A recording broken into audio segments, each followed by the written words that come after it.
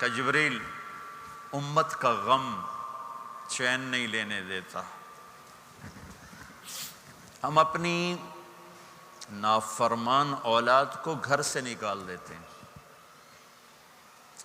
ہمارے ملک میں اخبار میں دے دیتے ہیں میں نے اپنے بیٹے کو جائیداد سے فارغ کر دیا، جائیداد سے محروم کر دیا، تھوڑا سا کلیش ہوتا ہے نکل جاؤ میرے گھر سے۔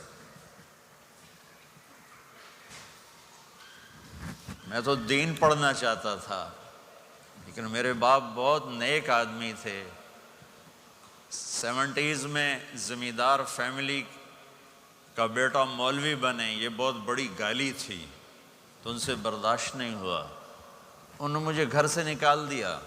23 نومبر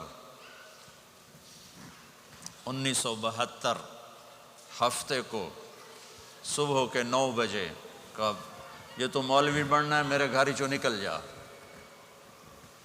ساری تصویر نقش ہے، سفید کرتا، سفید زمینداروں والی چادر پہنی ہوئی اور پگڑی کھول کے یہاں رکھی ہوئی تھی، مجھے دیکھتے ہی کہا یہ تو مولوی بننا ہے تو میرے گھر ہی چو نکل جا۔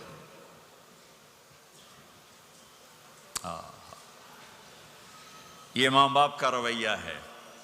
میں تو کوئی برائی کے لیے نہیں نکلنا چاہتا تھا، اچھائی کے لیے نکلنا چاہتا تھا، میرے باپ کو پسند نہیں ہے، نکال دیا۔